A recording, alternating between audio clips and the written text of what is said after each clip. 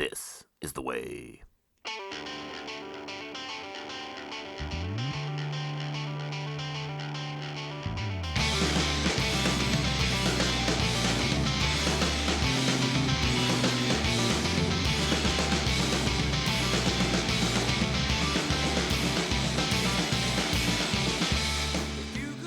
Oh, ho, ho, ho, ho. Greetings, Bucketheads. Mavar Tigar. Welcome to our 264th Actively Avoiding Action episode of Mandivision. I'm your host, Nargai Tom, and thank you so much for checking out the small independent Star Wars podcast. We're so glad you're here. Reach out to us on the socials. We're Mando_Vision on Twitter and Instagram. Email the show, mandivisiontom@gmail.com. Be sure to like, subscribe, follow, and share this show with all the Mandalorians in your covert. Spoilers, if you can't tell from the sound of my voice, it is once again another installment of Mandivision After Dark. Yes, where I, under the cover of nightfall, record a podcast about the Acolyte. Because, well, the release schedule and my work schedule are challenging. So we're doing the best we can. Hope you guys don't mind the somewhat restrained approach I have to take to these episodes. But we're here to talk about the 6th episode of The Acolyte, and after last week's action-packed installment where the bodies hit the floor over and over and over again, we're here to sort of pick up the pieces, move away from the carnage of Kofar, and find out where our trajectory will take us for the rest of the season. It would appear, as we are now in the final 3 episodes of season 1 of this series. If there is to be a season 2, who's to say? That might be misdirects and misleads. There could be a big crazy ending where nobody survives. It could be like Reservoir Dogs. Who knows? Wouldn't that be crazy for Star Wars? A Reservoir Dogs-esque ending to a Star Wars show. That would be something else, my friends. But yeah, this episode, we're dealing with the aftermath. We're picking up the pieces basically right from the end of where episode 5 finishes. A short time has passed since the events of that episode before we get into this one. So I got a lot of feelings, I got a lot of thoughts, some good, some bad, some in between, and we're going to talk about as many of them as possible. But let's go ahead and get the particulars out of the way for this episode. This is Star Wars The Acolyte, Season 1, Episode 6, Teach/Corrupt. Yes, we are back to the one word / another word, mostly usually opposing words, after our little break between the day and the night episodes of 4 and 5. So very, very interesting in that regards, mostly because we're dealing with the sisters and now how they have flipped the script, and each sister is now with a different master. So yeah, let's get into it. The original air date for this episode, July 2nd, 2024, written by Leslie Headland and Jocelyn Baio, directed by Hannah M. Culpepper. Our primary cast for this week's episode: Lee Jung-jae as Master Soul, Manny Jacinto as the Stranger, Rebecca Henderson as Vernestra Rowe, and Amandla Stenberg as May and Osha. Those are the big hitters for the episode. The plot for this episode: on a distant island, unsettling questions about identity and destiny arise. And yes, we will talk about that island because I think we have to. There's no avoiding it. It's unescapable. But you know what you have to do first. It is time. Strap on your buckets. Let's go. This is the way. This is the way. This is the way. So as we just talked about, as we alluded to even at the end of our last podcast, the script has sort of been flipped for our heroes in this episode. Well, heroes, strong word. But, Osha now with the Stranger, May now with Soul, attempting to parent trap Soul, though it doesn't quite go the way that I think anybody expected it to go. And that's where I sort of want to start my conversation about this episode, because, again, if you're a longtime listener to the podcast, you know I often have warned about the dangers of expectations versus what reality will ultimately be for a Star Wars show. And, last week I threw out some speculation. I threw out some of my hopes for what direction things were going to go in after we got the ending that we got in episode 5. And I have to say, again, my sort of wishes are there. That it's my opinion. It's the way I want to see the story play out. The creators are not beholden to me and my opinion and my ideas. So let's not get too crazy down the rabbit hole of me being unhappy because my expectations were not met for this episode. There was a lot in this episode that threw me off, and not necessarily in a good way, in the kind of way that I like to be thrown off by different turns in a story. This time around, there was a lot in this episode that sort of, I don't want to say annoyed me, but sort of left me scratching my head a little bit. And it's not that I didn't ultimately like the episode. It's just that they've made some narrative choices in this one that I did kind of run into with my head, and that's okay. That is okay. But what was required of me was to watch the episode twice. I watched it earlier in the evening, and it didn't click for me the first time around. The second time around, knowing sort of like the beats, what they're going for, I was able to sort of pull the layers back a little bit and sort of let the story they're trying to tell sink into my brain a little bit better.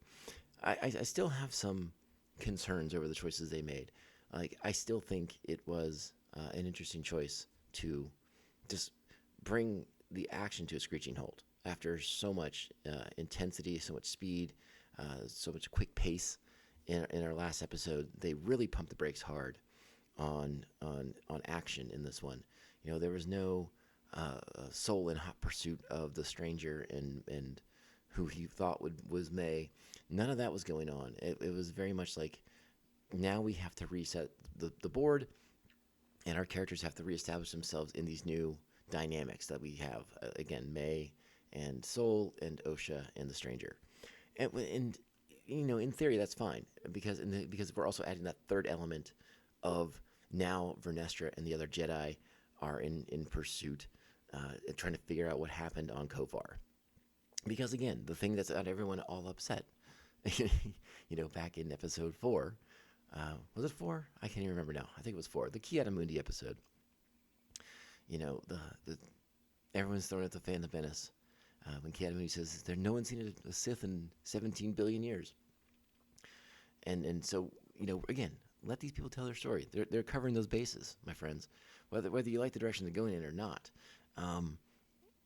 And that's another issue I ran into. Again, we talked last week what I wanted to kind of see from Soul. I really had hoped Soul would be a lot quicker on the uptake. That was not Osha with him. That was May. Their mannerisms, the way they talk, the way they sort of do things is very, very different. I thought Soul would have been quicker to pick up on that. So the fact that he didn't was a little annoying to me. It was a little challenging to me. I get it. Some Jedi are obtuse. We'll go with aloof. Maybe that's a little bit of a kinder word to use. But I would have thought that Soul would have been a little quicker in the uptake. And then I'm also not 100% convinced of how he decided that it was May and not Osha. There was never really like a dead giveaway moment where she sort of reveals herself, at least not overtly. Maybe very, very subtly, he started to be aware of those small, minute things that we talked about. And again, or was it just that, like, did Basil fill him in as May went running to make the communications report at the end of that episode before Soul stuns her? I don't like that sort of vagueness there. It bothers me a little bit. Again, I think Soul should have been quicker on the uptake, should have been more aware of things. And then on the planet that, according to the internet already, is definitely not Ach-2 from The Last Jedi, but sure looks a heck of a lot like it.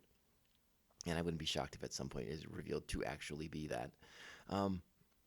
We have the stranger and we have May. And honestly, there is some interesting stuff there. as we begin to sort of pull back the layers of who the stranger is, what he sort of wants. And again, he talks about himself as maybe being considered a Sith, but is he really a Sith? Does he really want to be a Sith? Is he just looking for an apprentice so that he's not alone? Is one of the things I wondered after listening to his conversation. That part of the episode did go a little bit the way I thought it would. I thought there'd be more action. I thought there'd be more confrontation. But what we got, I thought, was pretty good. I thought that part of the episode was actually handled pretty well. I like the stuff with the stranger. I like the stuff with May. I like the stranger kind of showing more of his philosophies, his ideologies on the Force, and why the Jedi are wrong for being the way that they are. And I know a lot of people have had issues with the portrayal of Jedis on this show, or on the Acolyte, I should say. But on this podcast, you should know that we we don't hold the Jedi in the highest of esteem either. So it's perfectly reasonable for this show to for the Acolyte to go down that road. I think it's probably shocking to the casual Star Wars fans who have not really dove deep into any of the supplemental, what might be considered the supplemental materials of Star Wars: The Clone Wars and Rebels, and obviously any of the comics and books that have come out. If they just watch the films, some of the stuff that they're saying about the Jedi here might be might rub them the wrong way, and might kind of draw their ire, and might be some of the reason why the show is getting so much vitriol thrown at it on the internet. The review bombing and all the negative videos that come out. And again, I don't have a problem if you don't like the show. You can come out and tell me how boring it is. I get it. I understand. I can't argue with that from many perspectives. I disagree, but I see why you would think that, and I understand. But yeah, that is the strong part of the show overall, and of this episode, is we continue to kind of pull back the layers on why the Jedi aren't like the noble heroes of the Republic that maybe everyone thinks they are. And I'm okay with that. I like that exploration of it. I like them finally putting something like that, putting the Jedi a little bit more under a microscope than they have in the past. Because again, like I said, the live action shows are always going to get more eyeballs on them than the animated series. I'm sorry to say that, because the Clone Wars is great and Rebels is great, but the casual Star Wars fan is not going to sit there and watch 7 seasons of the Clone Wars and 5 seasons of Rebels to kind of have like these sort of revelations about what's really going on in the Star Wars galaxy. They view the important stuff as being live action, and that's unfortunate. But I've heard from several people that they don't like this take on the Jedi, that they're not into it, they're not vibing with it. And again, I sort of understand it, but it does make a lot of sense, and that's something I kind of want to remind everybody about, because again, as a child, I grew up and we only had episodes 4, 5, and 6. We didn't really know much about the Jedi Order. We only had like the little bit of stories that we got from Ben Kenobi, and sort of Luke, and sort of this like hyper idealized version that Luke was trying to bring back.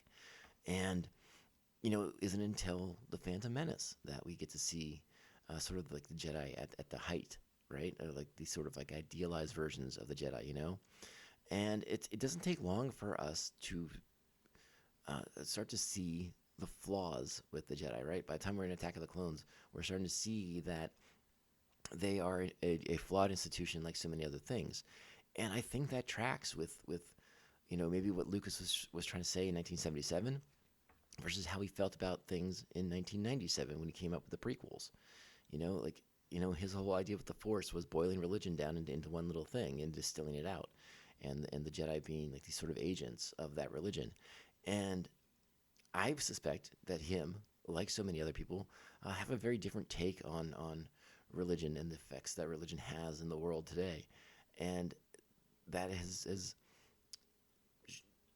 shifted what we maybe thought was like this sort of like hyper idealized this kind of noble King Arthur, or knights of chivalry and honor and all these different things, just showing that the Jedi are an institution. They are flawed. They are beings that try to do their best when they can, but are for lack of a better term, human and fallible and make mistakes and have to learn from those and move on. So I like the exploration that the Acolyte is doing of that. I like that we're putting that underneath a magnifying glass, underneath a microscope, and starting to pull back those layers because these Jedi do seem much darker than I think we've seen in the past. We got another glimpse of it in this episode where Vernestra is talking to a senator, and there's going to be this review of the Jedi and all these different things, and um, it seems like the Jedi are in a very uh, pivotal point in their history where they're beginning to kind of lose their way. This is all sort of stuff that I think sets up the rise of Palpatine, the rise of the Empire, and we're seeing the beginning of it here in this show, I think. And again, you probably can connect the dots from the end of what's going on in the High Republic books against the Nihil and Marchion Ro and those characters. Um, and it seems like the Jedi have stumbled a bit since that time, and they're on this different path. And Vernestra Ro, who is a character that I find fabulous in those books and comics, is not the character that we know from them. Things have changed for her, and she's protective of the Order to almost to a fault now, and I'm concerned. I'll be honest. I'm very concerned that Vernestra is going to be revealed to be the character that sort of created the Stranger. I think that would upset a great many people in the fan base if they do that to that character. Now again, I've said it since the show came on that the Vernestra Ro in this show is not the one from the comics and the books that we know in the High Republic era. Something happened to this character. Something changed this character. But Vernestra gets so little screen time that we've had very little opportunity to kind of dive deep into that. Again, this episode frustrates me in the sense that we still don't know what happened on Brendok. They've been teasing it out for so long now. I really wish they would just sit down and have the conversation. I thought for sure we would get that in this episode. We did not. However, it does look like we will get it next episode. But whether the audience, us, get to be made aware of that conversation is up for debate. We'll have to wait a week to find out if that's the case or not, or if we're going to be kept in the dark a little bit longer while they sort of tease out the mystery of what happened on Brendok and what's going to happen to Master Soul. Now, again, going back to what we talked about with the mystery of the Sith, again, we don't know for sure if the Stranger is making a claim to that title, if by saying he wants to have the power of two, if that's his version of the rule of two, or if he simply just wants a companion to wander the galaxy with, using the Force as they see fit, in blatant disregard for the wishes of the Jedi, who seem to want to control those who have access to the Force, as we discussed last week. And okay, all right, I'm fine with all of this. I'm fine with the idea that the Stranger is sort of like the proto Knights of Ren. These are all things that are totally fine with me. I got zero problem with it. Even if they do want to go the Sith route, they are covering their bases because now it would appear that Vernestra Ro and the Jedi colleagues that she's with, who go to Kofar and find the dead bodies of the Jedi because Master Soul is in such a rush that he just left the bodies of dead Jedi laying around. Seems kind of callous. Seems very callous, in my opinion. Yeah. I can't remember if we talked about that specifically on last week's episode, but that did strike me as odd that after surviving his encounter with the Stranger, that he's just so quick to leave and just leaves dead bodies behind. That did sort of rub me the wrong way initially, but obviously it had a bit of a plot element to it because now it looks like they're fitting Master Soul for a nice frame to be the powerful Jedi who had taken out all these other Jedi with him, and it's not necessarily my favorite thing right now. But again, Soul looks like he's getting a little dark in this episode too. We see him acting out, lashing out emotionally. He is visually frustrated, right? Like we can all see what's going on there, and the guilt, the responsibility he feels. I think he's putting a lot of this on himself, and perhaps rightly so, because if what happened on Brendock didn't happen on Brendock, maybe none of this would happen now. But Solo almost looks like he's taking a turn for the dark side himself here. So the question really becomes like, who's actually the acolyte of what? Like, I feel like there's a chance for anyone to become the acolyte at this point. But we go back to the planet that's definitely not H2, and we have Osha, and we have the stranger, and again, I'd like their philosophical conversations, learning more about his ideologies, the way he views the Force, the way he views the Jedi, the way he views himself. There are definitely vibes of Palpatine. There are definitely vibes of Vader, but there's also a couple of interesting visual elements as well. Like, at the very beginning when he's walking to that pool so he could bathe, he's in all black. When he comes out of the water, yeah, he's got black pants on. He puts on a white shirt. So color scheme wise, what are we saying here? Is maybe he more of a gray character than a black or white character? There's some interesting elements there that I'd like to be curious about. I don't think that's the case. I definitely think he's a bad guy after the way he dispatched those Jedi. But as we've sort of wondered, are the Jedi on the up and up in this series? Again, I speculated that Indara and her little group that shows up on Brendock all those years ago were something of a vigilante squad of Jedi who took it upon themselves to decide who gets to use the Force. But with Vernestra behaving the way she is, I would not be surprised to find out that Vernestra was the one calling the shots on this and dispatching Jedi to rein in what they might consider to be rogue Force users, quote unquote. So the mystery of Brendock is what really is driving the show at this point. And that's okay. I'm fine with that. Again, like I didn't really like the way this episode was handled on multiple levels, as I've sort of indicated. But there are like a little amusing elements. Basil, the pip droid. When they shoot the oil in May's eye. There's stuff that's very Star Warsy, very amusing in it. But yeah, I did not like the lack of action. I did not like the lack of forward momentum for driving the story forward. Everything seemed very stationary. You had Osha and the stranger on the island. You had May and Sol on the ship, not going anywhere. And then you had Vernestra and her Jedi coming to Sol, and then Sol making the decision to not be there when the Jedi get there. Now, remember earlier in the episode as well, Sol says he's going to go to the council and spill the beans and tell them everything. It seems like Sol has changed his mind on that now that he has May with him.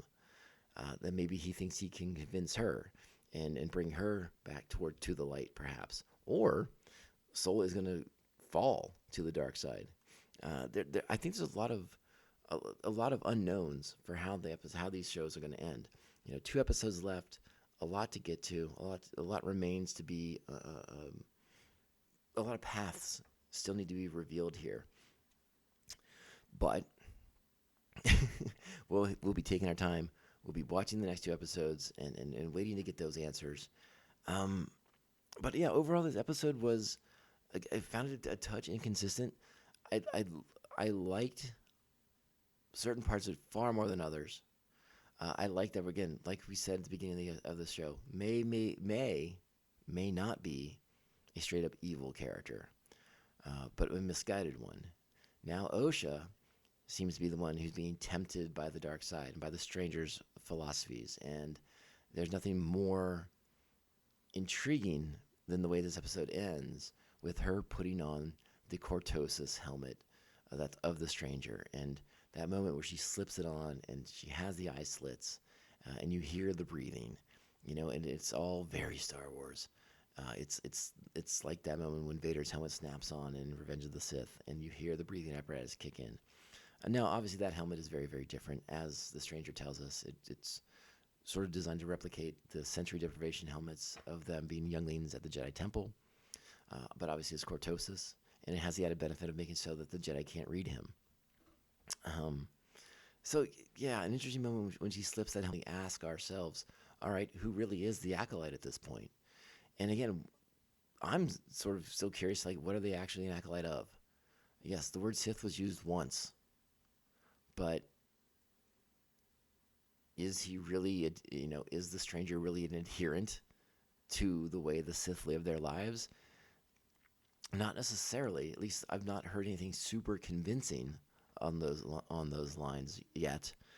But tell me your opinions. Tell me your thoughts. How do you feel? Is he 100% Sith, or is he something else? I tend to think he's something else because again, he doesn't display those typical Sith traits of greed and power and wanting everything. That's Sith to me. The stranger seems to be a different kind of Force user. Um, certainly not one the Jedi would approve of, but a Force user who wants to live his own life and be outside the rules. But again, what does the stranger want? We don't. He gives us an answer, but I don't think it's the answer. So we shall wait to see. Uh, the episode for me, I think I give it about 7.5 buckets. Again, I viewed it twice. It may require a third go around before certain elements of it really kind of sink in for me. Again, the stranger does still give off big time vibes of Vader, Palpatine, and even Kylo Ren, all Sith Lords. But until I know his motivations, until I know what's going on with him, what he wants, I will not. I will not believe he's a Sith until it's spelled out for me. But yeah, like tell me what happened to him when he was a Jedi. Who was it that betrayed him? Who stabbed him in the back? Who gave him those scars? If it turns out to be Vanessa Rowe, I'll be probably one of many that are a little upset with that choice. But that seems to be the direction we're going here, as it seems like Vanessa may have a couple secrets of her own, because I think she's the one who is setting the frame around Master Soul. Yeah, she's letting these other Jedi get to it, but she's putting the pieces in place for them to get there. So, yeah, that's going to be a thing. And when that reveal happens, I think the internet will once again lose its marbles. We shall see, my friends. All right, like I said, 7.5 buckets on this one. If you asked me earlier in the day, when after the first viewing, it would have been 6. But I'm up to 7.5 on it now. I may get a third viewing in before next week, and maybe I'll reassess a little bit more. But we'll talk about that on the next episode. All right, friends? In the meantime, stick with us. We're the Mandovision Podcast. I'm your host, Nargai Tom. We are a small independent Star Wars podcast. We truly appreciate everyone who takes the time to download us, stream us, listen to us, check out the YouTube show, which I promise will get better one day, guys. Don't worry. I'm not forgetting about you all. Reach out to us on the socials. We're at Mando_Vision on Twitter and Instagram. Email the show, mandovisiontom@gmail.com. Make sure to like, subscribe, follow, and share this show with all the Mandalorians in your covert. And if your platform allows it, 5-star reviews. So helpful to the small shows like us. And we appreciate anyone who takes the time to do that. All right, Bucketheads, go out there, be great Star Wars fans, and just continue to enjoy all avenues of Star Wars. If you're not digging the Acolyte, that's okay. That's not a problem. There's plenty of Star Wars out there that you are digging, and that's the stuff you want to keep checking out. I am currently rereading some of the Star Wars Legacy comics, going back down the path with Cade Skywalker, 130 something years after Return of the Jedi. I'm having a lot of fun with that. So at some point on the podcast, we will probably end up talking about that series as I revisit it now. But yeah, we got 2 more episodes of The Acolyte. So we'll be back next week for the penultimate installment of the series. And again, whether it's season 1 of many or is a limited series, I guess we'll find out. And the more I think about it, the more I'm kind of into like the idea of like a Reservoir Dogs type ending for the show. How crazy would that be? That would turn Star Wars up on its head, wouldn't it? All right. Hey, Bucketheads, reach out to me. Let me know what you think. Do you like the darker exploration of the Jedi here, or do you want your Jedi pure and noble creatures? Let me know how you feel. All right, Bucketheads, take care of yourselves, take care of each other, and I will be here for you next week. Remember, this podcast can only end one way. This is the way. This is the way. This is the way. This is the way.